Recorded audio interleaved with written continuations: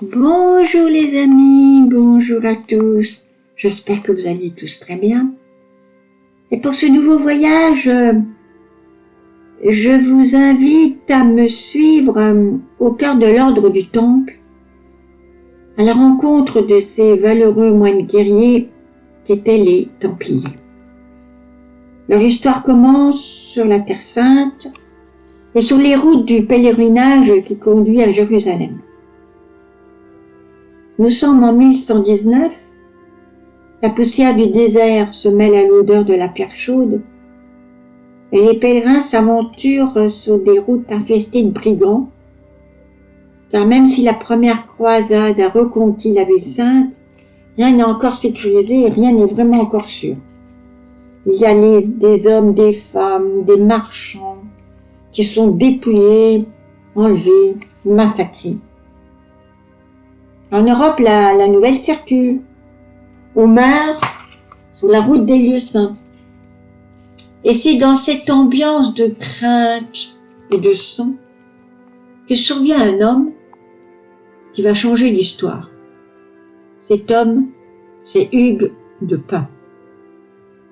Originaire de Champagne, chevalier loyal, plus stratège que guerrier sanguinaire, Hugues de Pint a un rêve, protéger les pèlerins en Terre Sainte. Avec son ami Godefroy de Saint-Omer, ils vont fonder une petite fraternité de 9 chevaliers. 9 seulement 9. Ils sont pauvres, sans terre, sans armée. Ils se nomment eux-mêmes pauvres chevaliers du Christ et du temple de Salomon. Car c'est là, dans les anciennes écuries du temple de Salomon, qu'ils vont établir leur premier siège principal, d'où leur nom de Templiers. Mais ce n'est pas encore un ordre reconnu. Ils n'ont rien du tout, sauf un idéal. En 1130, Hugues de Pint retourne en France et sollicite l'appui des puissants. Il rencontre les barons de Champagne, et puis le plus grand penseur chrétien de l'époque, Bernard de Clairvaux. Et avec cette rencontre, tout change, tout va changer. Bernard de Clairvaux est un génie politique autant que mystique. Il voit dans ces chevaliers pauvres un outil exceptionnel, des moines capables de se battre, des soldats capables de prier, un ordre qui unifie force et spiritualité. Au Concile de Troyes, en 1129, la règle templière est enfin rédigée. L'ordre naît officiellement et le monde chrétien s'enflamme. Il s'enflamme, des dons affluent partout, des terres, des moulins, des vignobles, de l'argent. L'Europe vient de sceller le destin d'un ordre qui deviendra une puissance mondiale. La France devient le cœur battant de l'ordre du Temple. Partout surgissent des commanderies, petites forteresses, fermes, centres économiques et spirituels. On en compte plus d'1 millier en quelques décennies. Les Templiers n'y sont pas des seigneurs arrogants. Ils gèrent des champs, des forêts, des troupeaux, des moulins, des pressoirs, tout ce qui sert à la vie, tout ce qui est indispensable et utile à la vie quotidienne. Et tout cela finance les chevaliers en Terre Sainte. Mais la règle templière est redoutablement stricte. Discipline, prière et silence. Les frères templiers doivent dormir tout habillés, manger en silence, ne pas chasser, éviter de toucher les femmes, vivre dans l'austérité absolue, ne jamais montrer de peur, rester obéissant jusqu'à la mort. Pas de valeur, pas d'argent, pas de décoration, pas de luxe. Leur habit blanc porte une croix rouge. symbole du sang versé pour défendre les pèlerins. Leur devise est simple, pour ceux qui ne peuvent se défendre. Mais contrairement à l'idée d'un ordre uniquement guerrier, la force des Templiers en France repose surtout sur leur commanderie. Ce sont de véritables micro-sociétés organisées. Une commanderie est composée d'un commandeur, c'est le chef local, de frères sergents, donc c'est des agriculteurs, des intendants, des artisans, plein de petits métiers qui sont utiles et indispensables. Des donates, alors les donates c'est des laïcs, donc des laïcs qui sont associés à l'ordre, ils ne sont pas spécialement catholiques ou chrétiens. Des frères infirmiers, parfois quelques chevaliers blessés revenus de Terre Sainte.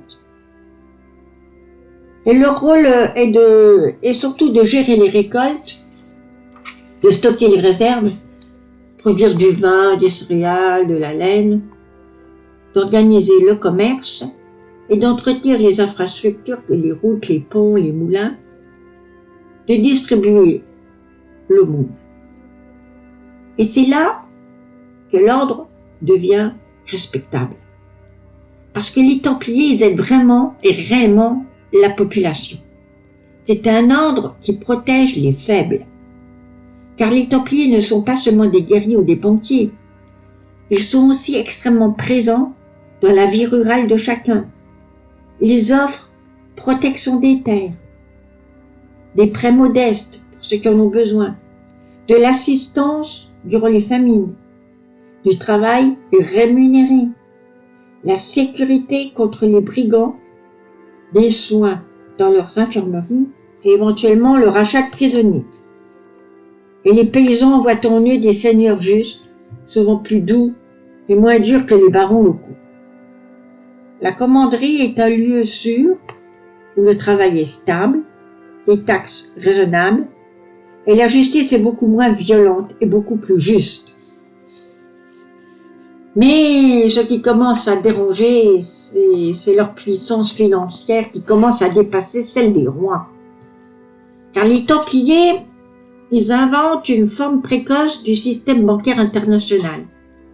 Car en effet, ils permettent aux pèlerins qui partent de France de déposer une somme d'argent, de l'argent en France, et de le retirer en Terre Sainte, qui leur permet de faire le trajet en toute sécurité, sans se faire égorger pour de l'argent, pour prendre leur argent.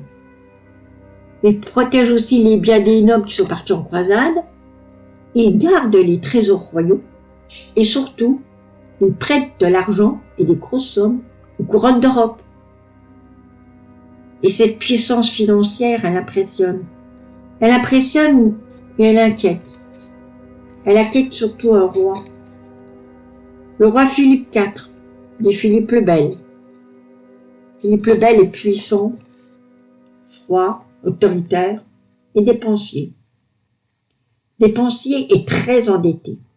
Il est très endetté auprès de l'ordre du Temple, car il leur a emprunté de grosses sommes d'argent. Il n'a jamais rendu, il n'en a ni les moyens et ni encore moins l'intention. Car lui, le roi de France, dépendant de ses moines soldats pour ses finances, c'est purement inacceptable pour son orgueil. Il a expulsé les Juifs, écrasé les Lombards, humilié le pape Boniface VIII. Il lui manque encore une cible. Un ordre riche, international, aimé du peuple, mais sans défense politique. Et oui, l'ordre du Temple. Le vendredi 13 octobre 1307, c'est un jour qui a marqué l'histoire d'une façon absolument dramatique. À l'aube, en France, partout sur le territoire, et d'un seul coup, en une fois, tous les Templiers sont arrêtés. Les accusations sont toutes fabriquées, alors de style reniement du Christ, baiser honteux, idolâtrie, rite obscur, sodomie, pratique secrète, etc. Ce jour devient mythique. le premier vendredi 13, porteur de malheur. Philippe le Bel a gagné la première bataille, mais certainement pas la dernière. Les Templiers sont torturés et dans toute la France. Beaucoup avouent n'importe quoi pour que la douleur cesse. Il y a des hommes âgés, des paysans, des sergents, des chevaliers abîmés par les croisades, tous des hommes qui avaient protégé les faibles. Ils sont brisés. Et l'Église, elle, que dit-elle? L'Église, elle hésite, car le pape Clément V est littéralement terrorisé par Philippe le Bel.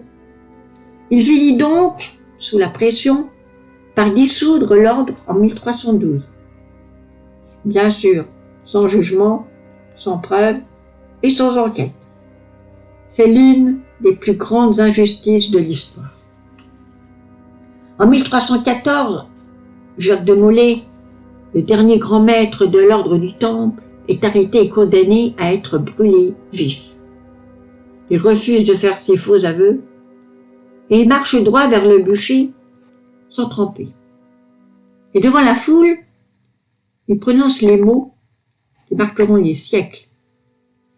Pape Clément, roi Philippe, avant 1 an, je vous cite à comparaître devant le tribunal de Dieu, vous et vos descendants.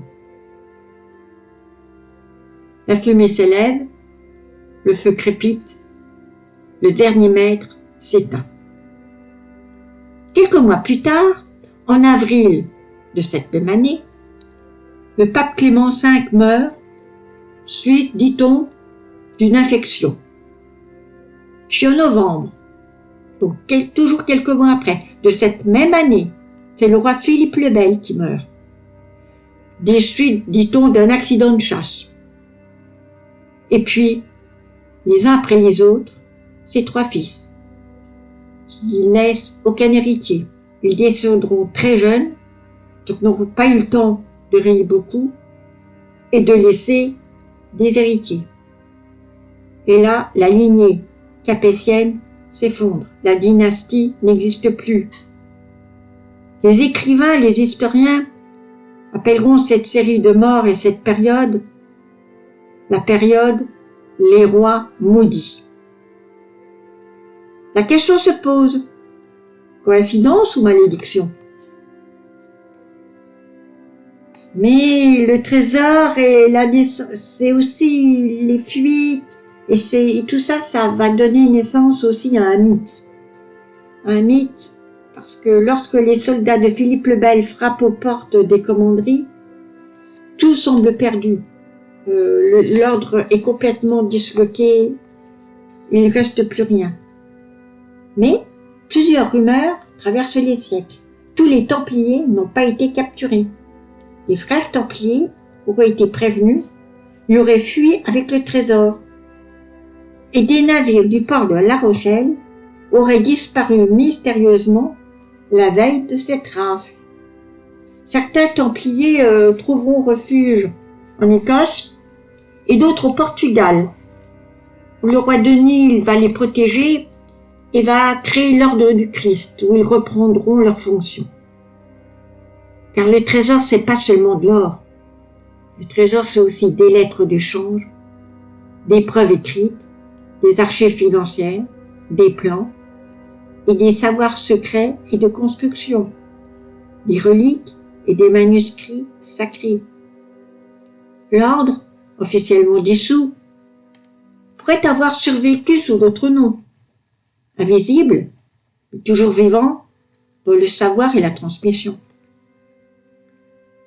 L'ordre ne s'est peut-être jamais vraiment éteint ce vendredi 13, car lorsque les flammes refermèrent leur dernière étreinte sur Jacques de Molay, l'Europe crut assister à la fin d'un monde. Et pourtant, rien n'est moins sûr. Car les Templiers n'étaient pas un simple corps militaire. Ils formaient un réseau reliant des pays, des terres, protégeant des ports, des comptoirs, des archives et du savoir. Au matin du vendredi 13 octobre, Philippe le Bel pensa frapper un grand coup, un coup total, Il croyait que son ordre d'arrestation simultanée anéantirait l'ordre du temple en une seule nuit.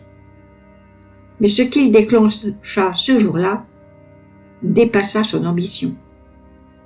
Il grava le vendredi 13 dans l'imaginaire collectif pour des siècles comme un jour d'injustice, de trahison, de chute brutale et de malchance.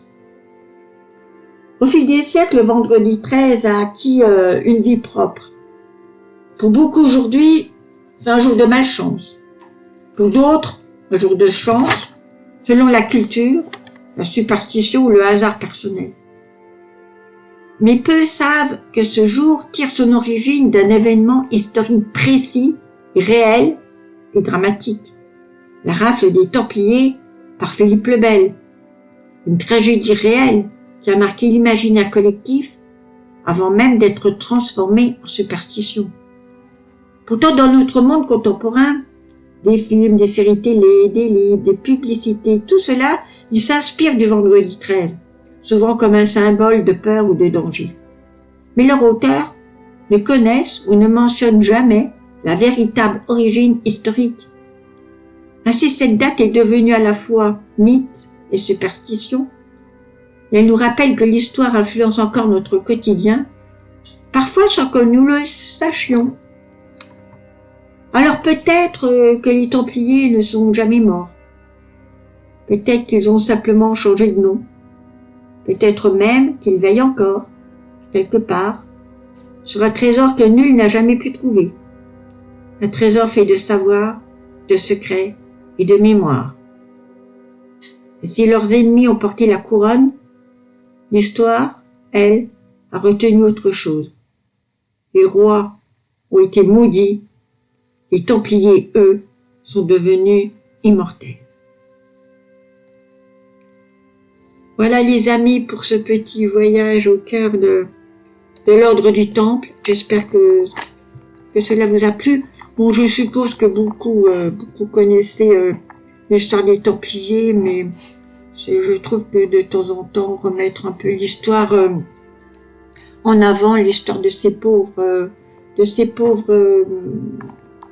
chevaliers, voilà, c'est aussi un peu un devoir de mémoire. Et je suis sûre aussi je suppose que quelque part, peut-être autour de chez vous, dans votre région, peut-être reste-t-il des traces ou des ruines historiques de ces commanderies ou des petites chapelles qui ont vu passer nombre de ces Templiers. Voilà les amis, écoutez, je vous remercie énormément pour votre écoute. Je vous remercie pour votre soutien, je vous remercie de m'accompagner toujours aussi nombreux. Je vois dans mes voyages, dans le monde, dans les mondes mystérieux, de légendes, de mythes ou d'histoires et d'événements réels, avec des personnages qui ont d'une façon ou d'une autre influencé et jalonné notre histoire. Je vous remercie de m'écouter, je vous remercie de me suivre, de m'encourager, de me soutenir. Et si vous le voulez bien, mettre un petit commentaire, j'y réponds, j'y fais attention, je réponds, je prends note de tout, si vous avez quelques petites indications à me donner ou quelques petites idées, je suis vraiment très attentive à tout cela. Et puis j'ai envie de dire comme sur les autres chaînes, n'hésitez pas, mettez un pouce si cela vous a plu ou si la chaîne vous plaît dans son ensemble. Voilà les amis, écoutez, je vous souhaite le tout meilleur.